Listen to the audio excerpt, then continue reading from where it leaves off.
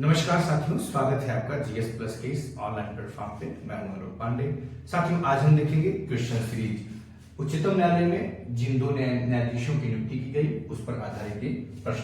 Question series आई मई 2023 में किसे उच्चतम न्यायालय में सुप्रीम कोर्ट में न्यायाधीश के तौर पर नियुक्ति प्रदान किया गया। ए ऑप्शन कह रहा है प्रशांत कुमार मिश्र, बी ऑप्शन कह रहा है केवी विश्वनाथन, सी ऑप्शन कह रहा है ए व बी दोनों यानी कि प्रशांत कुमार मिश्र और केवी विश्वनाथन दोनों को बोल रहा है। डी ऑप्शन कह रहा है जेबी पादी वाला। सही जवाब है साथियों सी ऑप्शन, यानी कि ए व बी दोनों अर्थात प्रशांत कुमार मिश्र और केवी विश्वनाथन दोनों लोगों को सुप्रीम कोर्ट में क्या किया गया है, एज ए जज अपॉइंट किया गया है। साथियों, बताते चलूं कि उच्चतम न्यायालय में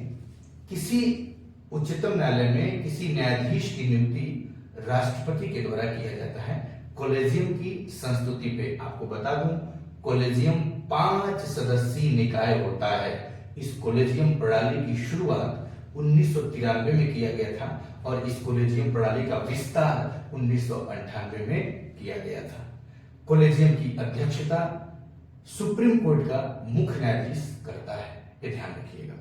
और इसी कॉलेजियम की सिफारिश पर ही, संस्तुति पर ही राष्ट्रपति उच्चतम न्यायालय में न्यायाधीशों की नियुक्ति करता है। तथा उच्चतम न्यायालय के जब न्यायाधीश नियुक्त किए जाते हैं तो इनको शपथ राष्ट्रपति दिलाता है या राष्ट्रपति के द्वारा नियुक्त व्यक्ति इनको शपथ दिलाता है।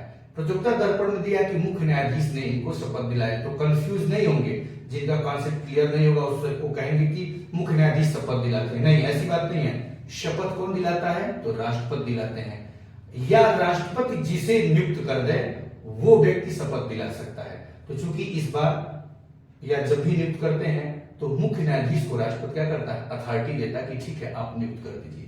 तो इस तरह ऐसा ही हुआ कि मुख्य न्यायाधीश इनको शपथ दिलाए। आगे बात समझ में, ये ध्यान देने वाली बात है। 2023 में प्रशांत कुमार मिश्र को उच्चतम न्यायालय में न्यायाधीश के तौर पर नियुक्त किया गया है। इससे पूर्व वे कार्यरत थे, अर्थात प्रशांत कुमार मिश्रा सर इससे पहले क्या थे, किस पद पे कार्यरत थे। ए ऑप्शन कह रहा है उड़ीसा उच्च न्यायालय के मुख्य न्यायाधीश, बी ऑप्शन कह रहा है पटना उच्च न्यायालय के मुख्य न्यायाधीश और सी ऑप्शन कह रहा है आंध्र प्रदेश उच्च न्यायालय के मुख्य न्यायाधीश, डी ऑप्शन कह रहा है कलकत्ता उच्च न्यायालय के मुख्य न्यायाधीश। साथियों, सही जवाब है आंध्र प्रदेश उच्च न्यायालय के मुख्य न्यायाधीश के तौर पर ये कार्यरत थे।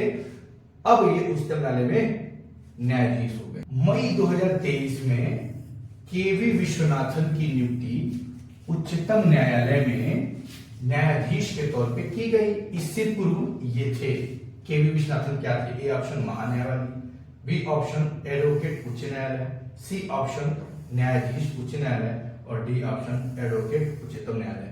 सही जवाब है साथियों उच्चतम न्यायालय में ये वकील थे, एडवोकेट थे और सीधे बार काउंसिल से इनकी नियुक्ति की गई। न्यायमूर्ति केवी विश्वनाथन सीधे बार से ही सर्वोच्च न्यायालय में नियुक्ति पाने वाले एडवोकेट हैं। किस नंबर से? क्योंकि इससे पहले भी अन्य कई लोग हुए हैं।